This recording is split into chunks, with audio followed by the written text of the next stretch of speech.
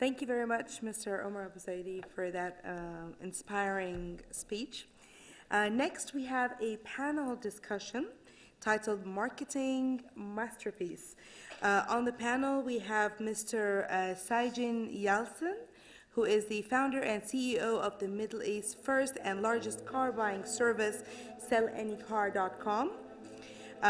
He's also the founder of the first and largest online private shopping club in the Middle East, Sukkar.com. He is also a partner at Jabbar Internet and Souk.com Group, the largest e-commerce company in the Arab world. Please welcome Mr. Saijin Yalcin on the stage.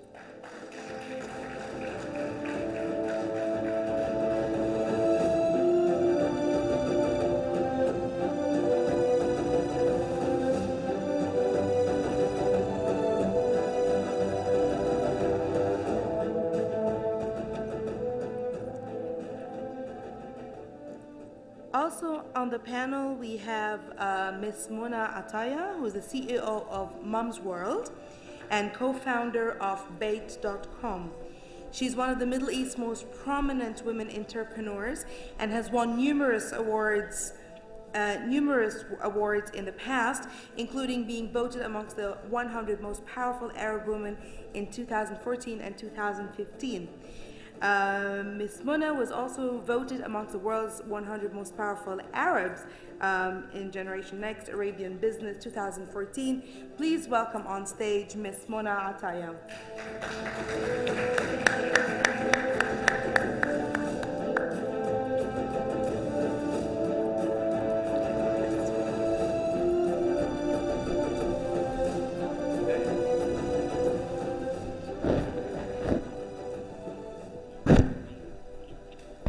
We also have Ms. Latifa Al-Shamsi, who is a social media influencer and one of the first fashion and lifestyle bloggers in the region. She's also the senior manager of digital and social media at Dubai Tourism. Please welcome on stage Ms. Latifa Al-Shamsi.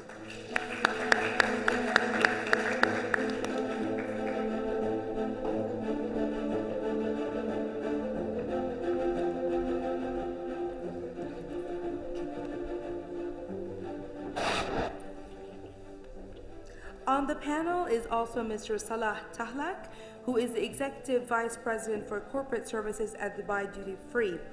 He is also the Tournament Director of the Dubai Duty Free Tennis Championships, the operation's largest sporting event and one of the top tennis events in the region. Please put your hands together for Mr. Salah Tahlak.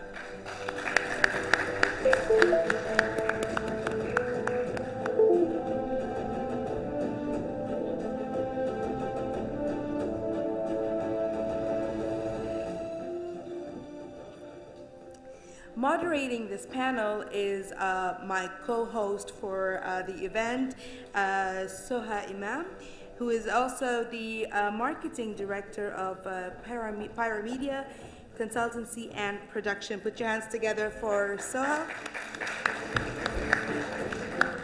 Thank you. Marketing.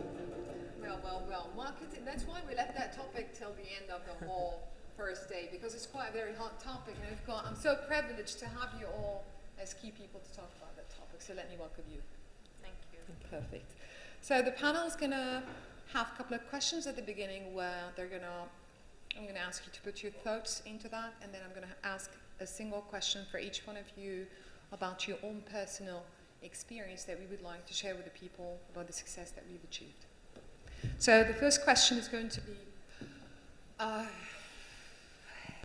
technology has influenced every aspect in our lives, specifically marketing. So my question is, what are the differences between the digital marketing and the traditional ones? Digital is faster. I mean, I marketed Omar Abu Zaidi in 5 seconds.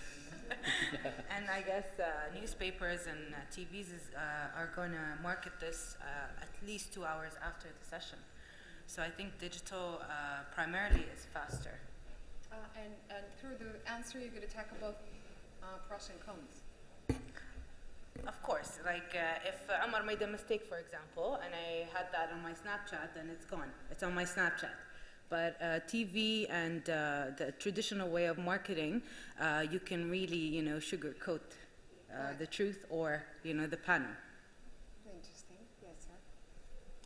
Well, I think what you said is quite a valid point, and I would say us as a Dubai Duty Free, we're really restructuring our marketing strategy and getting into the digital media, or let's call it social media, and of course it's much faster and it reaches everywhere much faster, as she said, in seconds, everywhere. So, but I would still also the print media is still valid. Like we still put a lot of ads in the newspapers and magazines worldwide. That's still people look into it. Like I would still read my newspapers daily. I know there's everything available online, but still, to feel the touch of the paper and to see it, it's going to be different than what you see on the screen and the online. So yes, I would say both are good. As to amalgamate both of them today, and you should have the option of everything available. Thank you, Ms. Mona. So, first of all, good afternoon, everyone. The fundamentals of marketing have not changed. And what are the fundamentals? Basically, we oftentimes forget that marketing is really about identifying a pain point that a consumer or series of consumers have that is not being addressed. So as a marketeer or as a product owner, our job is to create a product that can uniquely and with excellence identify or solve a need, and then deliver it to the consumer quickly and effectively. I think earlier today we talked a lot about how the only changing equation is the way we reach a consumer and how it's done. With the proliferation of media, the fragmentation of media, and the abundance of media, consumers are overwhelmed with information overload. So as a marketeer, we need to now look at ways that we can capture the consumer much faster with greater impact, and what is it that we're going to do that's going to be the tipping point for the consumer to choose us versus others. So it's really a completely different way to structure your strategy. Thank you very much, Mr. Segan. I believe the most important difference is measurability. So the first time I can actually justify my job as a CMO and actually prove that I'm probably one of the most important persons in the company is by showing what you can measure. So we always believe in you can't improve anything if you can't measure. So I believe that's what digital really brought to the table. Now obviously it's not the sole tool we're using, so it actually has to be still a holistic approach. So we still use the offline, obviously we're using PR a lot, we're using a lot of social media channels. So in general it's a very good addition to what we have already been doing. So I believe that's the number one thing. It brought data to marketing. So in a world that is evolving constantly, how often do we need to change the marketing strategy? I'm going to keep asking. So we don't change our marketing strategy ever. We just believe in one thing. We say we need to get the message out there. That's our strategy. But if it comes to the tactics, we change it all the time. Now, basically, now you might have seen I have gone into social influencer marketing in the last 5 to 6 weeks. It has been very successful, so we believe that has helped us to reach a broader audience, which we probably believe still are pioneering in, but I feel personally that I have been sleeping on it for the past 2 years. So because we have all exhausted the traditional ways, and when I consider traditional, I'm talking digital. Yeah. So the Googles and AdWords and Facebooks and Twitters, these are very much traditional ways of doing marketing. So it goes into the social media aspects, not only by having a page, obviously, but really using it for as an integral part of your holistic marketing strategy. Thank you, Ms. Mona. So I agree with that. The strategy per se doesn't change. Your mission, your vision, your overall objectives don't change. What does change is the execution to get there. Now what's very, very important, and this is something that I'll kind of add to that, and this is where we perhaps have a difference in opinion, and that is oftentimes when there's a proliferation of information out there from a marketeer standpoint, if your sole objective is to reach your customer, and your numbers coming into your brand and converting to sales is your measure of success, in our opinion, that's not enough. And I'll tell you why. Because if you look to probably the end of the 20th century, the last quarter of the 20th century, with the stock market down, a lot of companies were very quarter focused, so they were very volume driven. So I, as an organization, am successful insofar that I can go back to my shareholders at the end of the 3 or 4 months and say, I've grown in numbers. The reality is the sustainability of such companies was not great. So what we need to be doing in today's world is talk about the sustainability, the long-term benefits. So yes, I'm reaching my consumer. It's a lot easier now if I'm doing it right to reach the consumer, but how do I get the consumer to come to me again and again and again through a consumer-obsessed and focused approach? And really that's our challenge. So the answer to your question in a long-winded way is we are constantly evolving our marketing strategy to allow us to be more customer obsessed as opposed to reach more customers. Yeah. So there's a difference. Yeah. Thank you very much. Yes. I do agree with the fact that you don't change your marketing strategy. However, you do change the tools you use to market. The reason why I think marketing strategies don't change a lot is because they come hand in hand with your branding, which usually for big companies, like I'm talking about my personal branding as a person, but for companies, they usually don't change their branding for years. Pepsi changed their logo 20 years after. But I do believe that we need to always, keep up with the new trends, what's happening, and how consumers are actually looking at our, branding, marketing, advertising. So the tools do always change. Thank you very much. Yeah, I agree. Well, we have a lot of two different, I would say, scenarios. I would say I combine the objectives because we work for the semi-government of Dubai. So our objective was to, from Hassan and Sheikh Mohammed, to promote Dubai, to promote Dubai International Airport and Dubai duty free. Yeah. So the strategy was, or our services, we were the first duty free ever in the world, 24/7 services, and it was a first-class services, a value for money, and then a variety of the merchandise, and the prices very competitive and much cheaper than the downtown market. Maybe nowadays not anymore the case, but I would say in general we are very competitive, and I would say much cheaper than the other duty frees in the world. So that makes it, for us, it's again not to sit on something easy and then move it on. So then it's always a trend, so that we do a trend and tactics. So the medium that we thought it will be the best to attract, and we started in 1983. We are now in the 33rd year of Dubai Duty Free. So our medium was to reach customers, reach people worldwide through the sports. And we picked a lot of different sports, but I would say our baby is now the tennis. The tennis, yeah. So yes, we do attract people, and then a lot of people, they say, does that mean a lot of people come just to play or to watch tennis? I said, well, a combination, but this is just an awareness. But to go back to what we did, our trend is, when she mentioned about I think the Russian market, in 2014, the last quarter, I think the ruble went down, and then the oil price as well. So we changed our little trend and tactics. We went to Chinese, as well as the GCC and specifically Saudi's market. So we did change a lot, and then we are now more than 25% of the inbound to Dubai. It's the Chinese travelers, and then they really buy a lot of things. A lot of people, they say, why would Chinese buy? They have everything in China. I said, well, it's different. It's all the brands. It's all international brands. We have everything. So we do change the trends and the tactics within our frame of strategy. Interesting. We've been introduced to a couple of concepts before. It's the B2B and the B2C.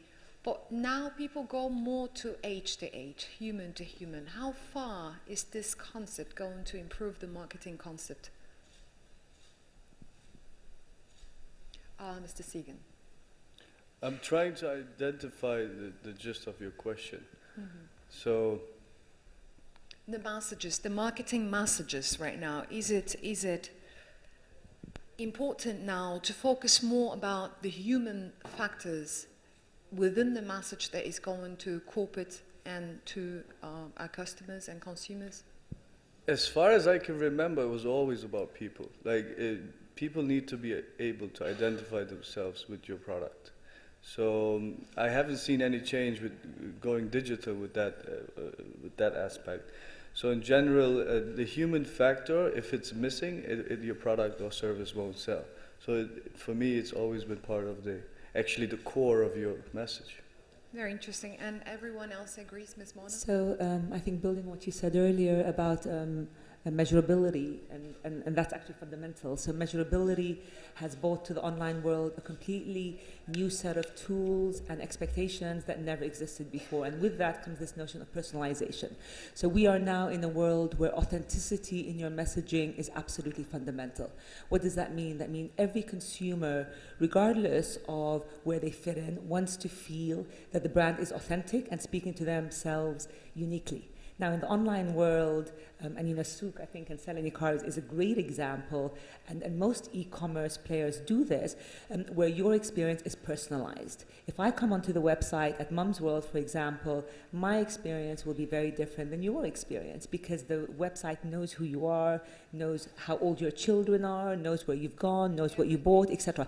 That's absolutely fundamental. And the reason that's become so important today is because of what I said earlier, and that is the overdose of information and competition, where unless you personalize, your competitor, who can copy you much easier than he or she could do before, will do that. So that's a point of difference, and that's a point of connection, and it's a point of empathy and authenticity.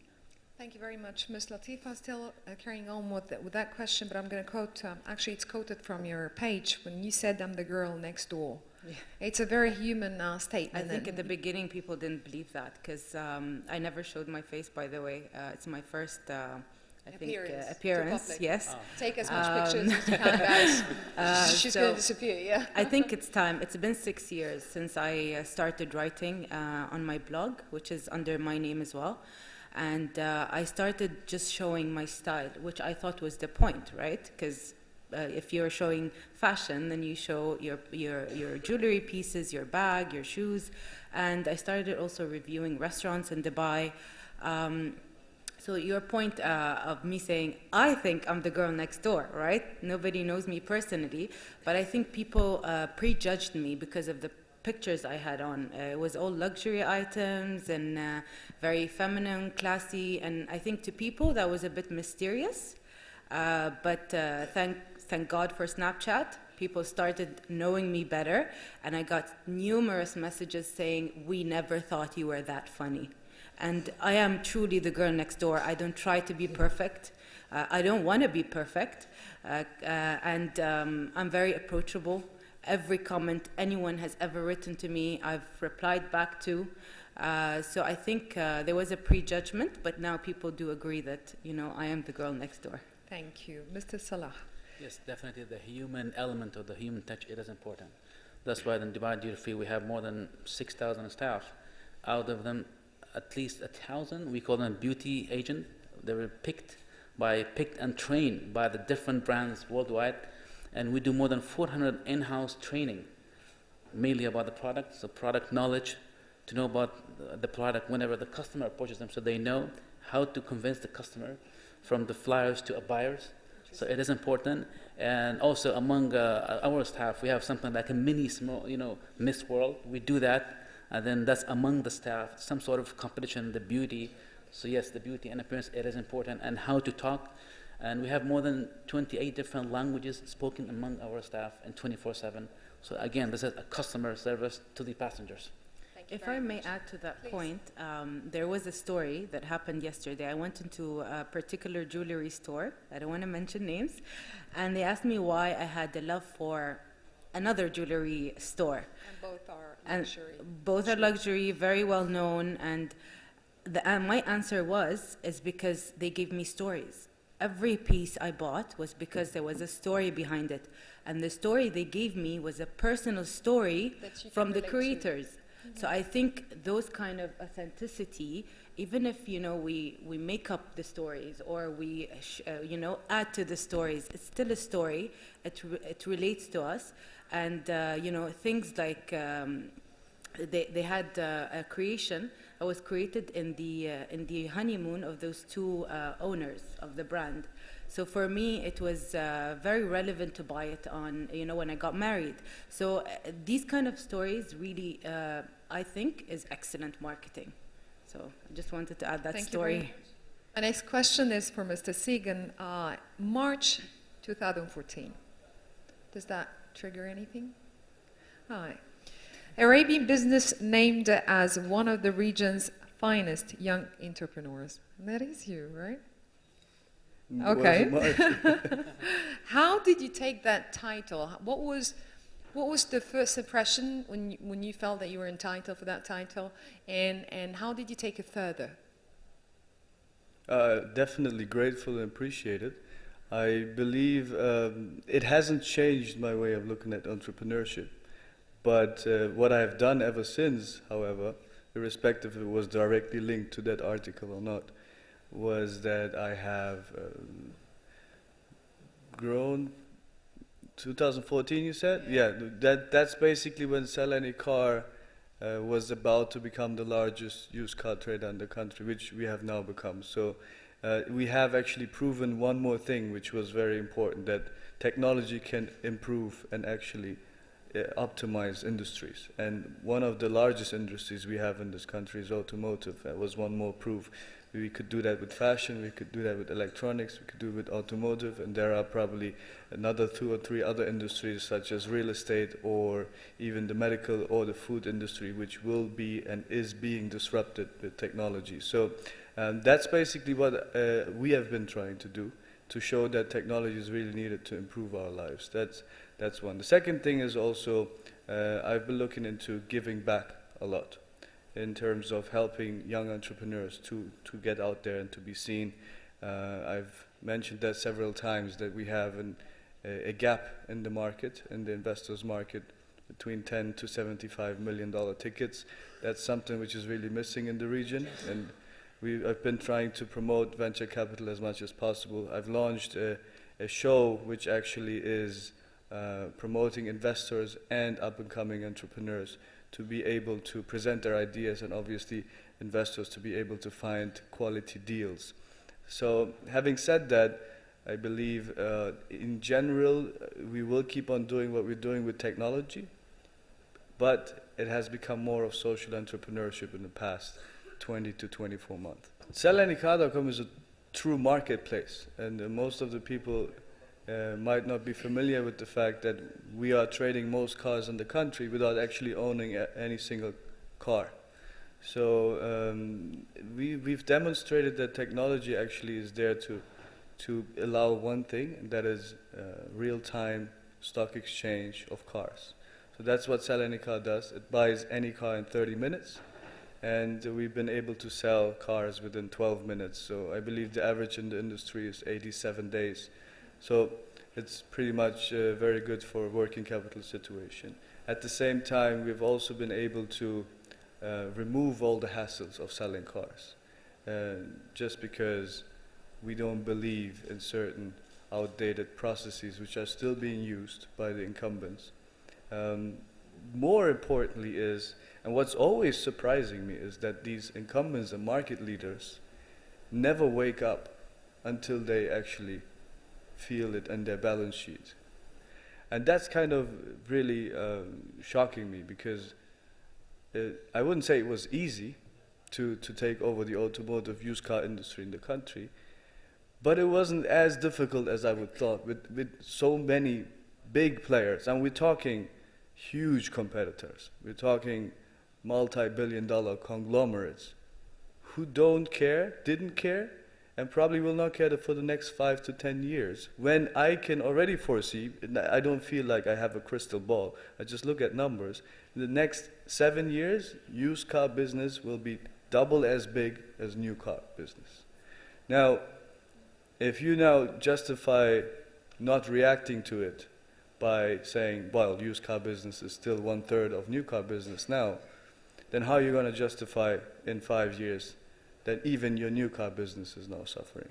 So, having said that, for young entrepreneurs and up-and-coming bright minds, it's the best thing which can happen, right? If huge industries like these are able to be disruptive, and that all you need to do is have the right mindset and try to improve certain outdated processes in these industries, then it's great. So you could just do it. It's not really, it's not easy, obviously, but I would have expected more. Now, the second part, obviously, which I would like to also emphasize is what's going on in these big companies. Is there something missing which is called an innovation department or data-driven business intelligence? Is this something which is so new to this world that we have to talk about it? I mean, data should drive any company. Data for us is on top. It's even beyond the CEO. It decides basically what needs to be done. And then it trickles down to the departments with action points obviously defined. Now, having said that, if data dictates that there is an issue in used car business and you can solve it by X, Y, and Z, then why not do it and only react when it's already when the battle is already lost? Yeah. Thank you very much. Thank you. Ms. Mona. You were voted amongst the 100 most powerful Arab women 2014 and 15 in the row. Am I right? Yeah. You have a great marketing background with P&G for sure and the FMCG, which is quite a very difficult market to do marketing. What were the key challenges that you have personally faced? Throughout my career? Yep. Okay. In the marketing specifically, yeah.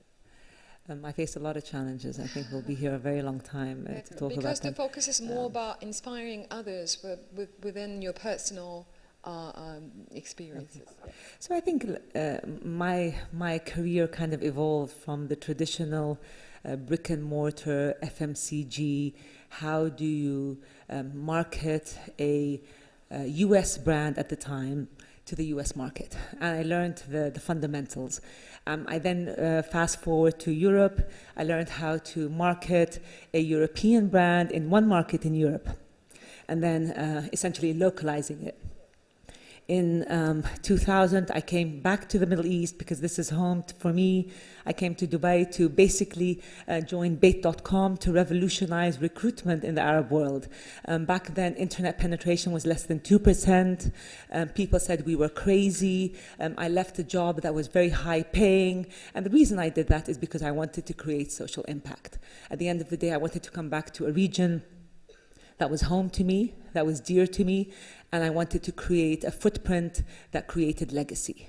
And when we created Bait, we were essentially creating a concept that not only did not exist, in an ecosystem that did not exist, but with a tremendous amount of skepticism and question marks. And that was a fantastic kind of roller coaster ride and wave that we rode, and I loved every minute of it. With Mum's World 5 years ago, when we launched Mum's World, again, it was launched with a vision to bring vertical mother, baby, and child e-commerce to the Arab world. I'm a mother myself. I'm a mother of 3 children. So I was juggling between being an entrepreneur, a mother, a wife, a sister, etc. So there the challenge was, how do you dive into an ecosystem of e-commerce that was also 5 years ago very underdeveloped, create your path essentially and become successful. So again, the challenges varied. I think if I had to summarize 1 or 2 common denominators across my entire journey, the first common denominator or the first skill that I learned, and by the way, I could safely say that every skill I learned over the years have become obsolete. So I don't use any skills or tools that I started with 15 or 20 years ago.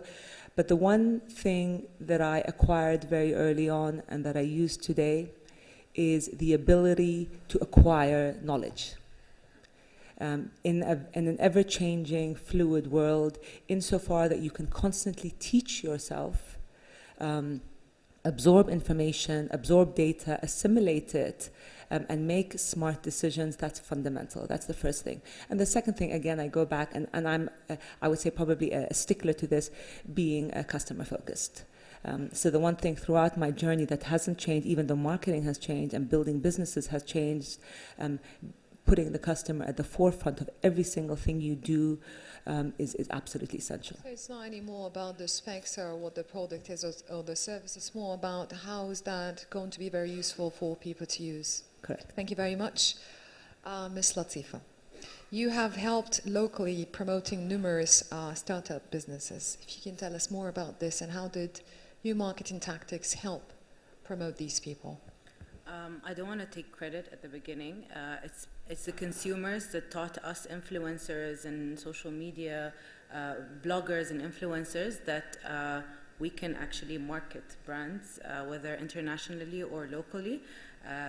So I give thanks to them because once I started, doing shoots and fashion shoots and things like that on my blog, I got so many emails asking if I can promote their businesses. And of course, you guys know now everything is paid, you know, what's your rate card. But when I started, and a little more than 4 years ago, I marketed and promoted businesses for free, and still do if they are local. I give thanks to them that they showed me that I had the power, you know, to change people's minds, to change people's tastes. And I started with a few local brands, whether it be F&B or fashion or beauty. And I think they helped me realize that, and in return, I helped them promote the businesses. Now, I have a very strict policy, which is I use your product. If I like it, I promote it. If I don't, I tell you, if you still want free advertisement by saying that your product is not that good, I will talk about it, but I would give you the chance to improve it and not talk about it. And a very nice story, a little girl who was like around 15 years old, she had a cookies business. And she sent me her cookies. Her logo looked similar to another business. The cookies were okay. I'm not a good cook, so I consider most things okay. So I replied back and said, look, I'm gonna say thank you, but I'm not gonna advertise, I'm not gonna say it's good, and change your logo. 1 year later, she was 16. She had amazing cookies, different branding. She really made it out there, and I believe Sheikh Hamdan went to one of the exhibitions and she took a picture of him next to her stand. So for me, this was it was a proud moment that I was able to push people to become better and better entrepreneurs, actually. And she was 16, so this was really big. Thank you very much. That's this is a great thing. All right, Mr. Salah, you are the first Arab to be a member of both, one more time, both male and female tennis tournament council and with the ATP, correct? Well, how was that, the concept first? Let me know, how did you feel about that? And the integration between that tournament and tackling your customers, how did that merge together? Okay, let me put it this way. It wasn't easy at the beginning. We started in 1993, the first Dubai duty-free tennis tournament, and it was ATP International, and it was back then at 250. As you see now, there's event. Let me just give you some background. Grand Slams is of 2,000 points. Then you have 1,000 event, and then you have 500, 250. So we were back then 250, which is very similar to Doha ATP. Interesting. And we had no stadium. We did everything scaffolding. We used the one court, and we had back then 3 courts at the Dubai Aviation Club, which is part of now the Jumeirah Creek Hotel, and that's owned by Dubai Duty Free, run and operated by Jumeirah Group. And the court one, we made it as a central court, and it was 3,500 seating. So very simple, very traditional way. And then in 3 years down the road, we built our stadium. And the stadium was built in 8 months. So, and it's one of the, I would say, I've been to all the tournaments worldwide, from Grand Slam to the 1,000 and 500 and 250s. But I think ours is very traditional. It looks like a tent, like Arabian feel to it. Flavor. Very intimate when you're sitting like very much like here next, just behind the players. You feel that you're next to the players. And it's 5,000 seating. So we had a lot of changes the beginning. And until now, there's a lot of tournament. They do have same problem to bringing people watch the tennis, especially here, because the culture is everybody works from 7 until 3. So then we try to change our timing from 2, like the first ball starts at 2:15. Again, our tournament, always we call it a night event or a night tournament. So that was one of the challenges, how to bring the people to the stadium and watch. Use social media influencers. Yeah, but now, yes, we are. We will, and then we did, in fact, for the last few years. But again, this is at the beginning how it was difficult for us. Even now, I was at the U.S. Open. I mean, first 3 days it was half empty. The whole total, 22,000 seating empty. And so we're not that far from them. But then to make people come, we changed it. We did a lot of promotion. Our sponsor did a lot of interaction, a lot of promotion. So to bring more people, we brought the tickets much cheaper. The beginning was like a free ticket. So we did a lot of different tactics to bring them. That's what a lot of challenge for me. I remember in 2003, that was when I became a tournament director, and in 2004, I was just at the last day before the Desert Classic. So I was just there because we were also the sponsor of the Dubai Desert Classic. So His Highness Sheikh Mohammed was leaving, and then before leaving time, he was just chatting with His Excellency Mohammed Gargawi. So Mohammed looked at me, and he said, "Salah, come." And I was just like feel like a butterfly in my stomach. What's going on? What did I do wrong? Yeah, and then he said, "Tell His Highness about the tennis." And then that was 3 days after my tennis was over. And for me, it was very challenging moments. So he said, "I was following you, and then one thing I couldn't understand, why the seating were empty." And back then, I told Your Highness, "Yes, we know that, because there was a problem. There was a World Cricket Championship. So 40%, 50% of our viewers, people come to the stadium, they're all watching that. Number 2, I think there was a hype of Iraq and Kuwait war. Third, the tickets were a bit expensive. So I promised them everything next year we'll fix it." So which we did. And then the following year, 2005, we did, I don't know, I'm sure a lot of you have seen it, because in many marketing tools, still people, they use that as a good example in tennis or in the sports in general done. That when Andre Agassi and Roger Federer, we brought them to play, look like playing on the helipad of the Burj Al Arab. So again, the idea, and then I must thank first Dubai Desert Classic, because they did it before us, Tiger Woods. But the way Tiger Woods did it, it was just teeing off from the helipad, and nobody knows what happened, where the ball even went. The way we came up with my team, I said, let's do it different. And then my input was, let's make it look like a real tennis court. And then the helipad itself is like 2/3 of the tennis. So we did it, everything done. And we get the images to give us great pictures and to go worldwide. So imagine the whole recce when we did it looked very good. So I said, guys, let's do it. Yeah. So that one piece, until now people are using it, and which I feel personally as an Emirati very proud. Absolutely. Because I made it happen. And number 2, it was the initial cost or the total cost, $25,000. And we did an analysis 6 months later to find out what was the value. It was $25.5 million of the worth of advertising everywhere worldwide. So I think this is a great thing to do. And then I remember the following morning, the head of ATP called me. He said, "Salah, you guys hit half of the planet." I swear to God. So this is until now people are using. So I think we had a lot of challenges to go through, and and then to go from traditional marketing to the, which is like, and we are also, don't forget, we are based in the airport and we're a travel retail business. So there's a lot of things. It wasn't that wow to use the digital media. So marketing, again, to use it. We thought the sport is the best, the best thing to, attract people. Like today, we're talking about 2016. We're not too far from 2017. 2017, next year, it's a big, I would say, another, history for us to gonna make, which is a 25th anniversary of the ATP tournament in Dubai. So then we're still thinking, our people marketing, we're all talking. So one of the people that I really, I must admire, Jasmine, she's my colleague. Jasmine, she's been one of the, the sales staff and the shop floor in Dubai Duty Free. So today, she's with us 15 years, and then she learned, and we always promote in-house people.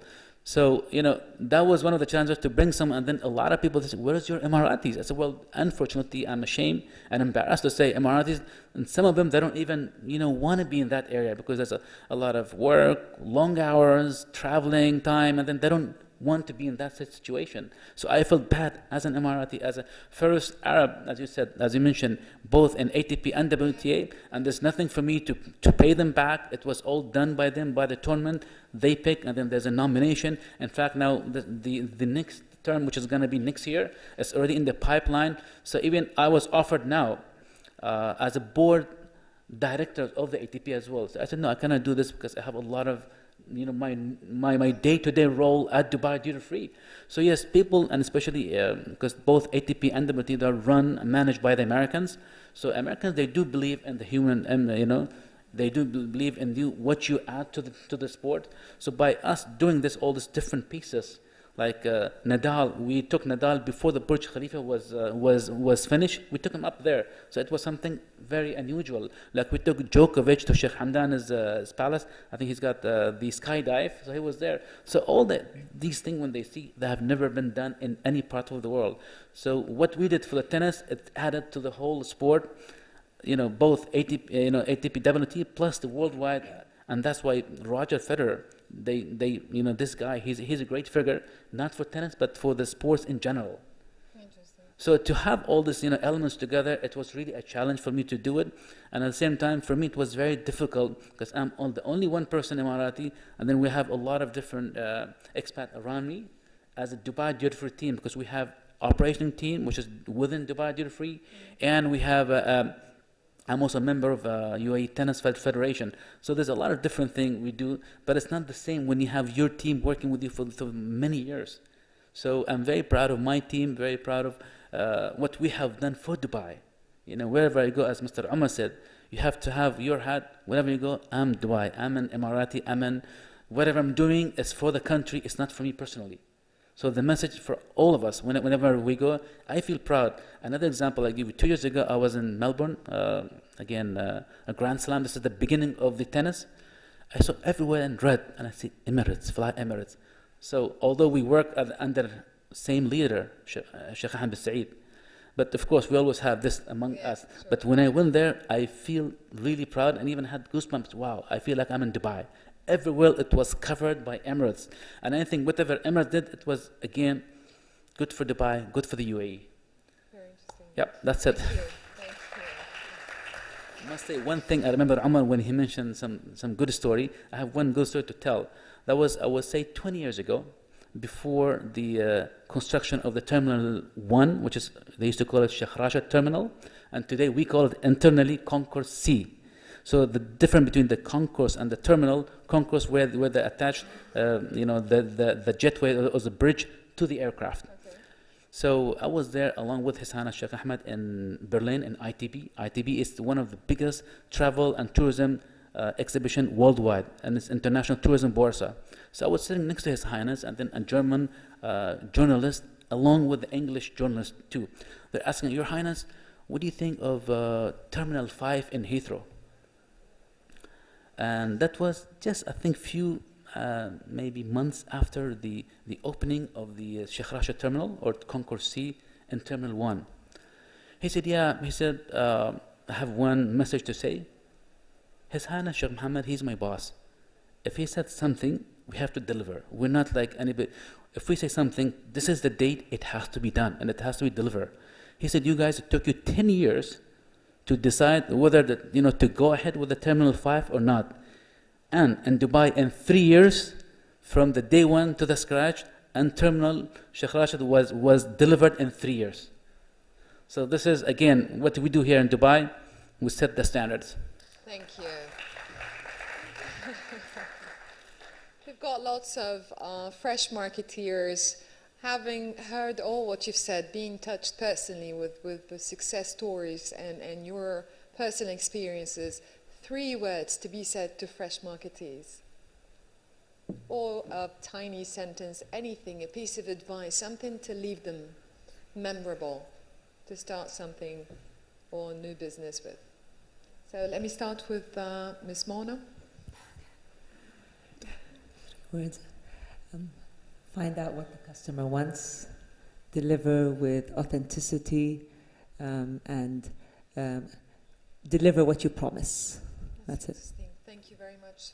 Thank you. Mrs. Sagan? Guys, these are key messages of success generally in life, not only marketing. Mrs. Sagan? So, I mean, it's part of our... I got one message from you. Be proactive, not reactive. I just got it from what you mentioned. So be proactive, do not go for reactions.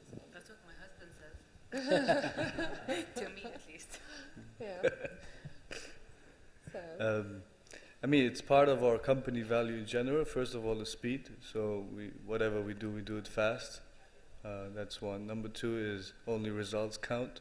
So the journey, for me, doesn't matter at all. So we look at the numbers. So results are numbers, they're never words. And 3 is we take decisions only based on data. Thank you very much, Mr. Segan. Ms. Latifa. أول أستاذ صالح. Salah. صلاح, sorry. Okay. Yeah. For us, I would say transparency, and as our business is very important, it's, it's a 24/7. For us, it's availability of all the products that we promise people, and to serve them with care. Thank you very much. These are also very valuable messages. Last but not least, and we're going to wrap up the session. I would say Ms. do it with Latifa, yeah. passion. Passion. Passion. Keep going, no matter how many times you fall. It counts when you get up. And last, have fun. Like, literally, just have fun. She is the girl next door, isn't she? Thank you very much. We're so privileged to have you guys. Thank you very much. We're done with the session.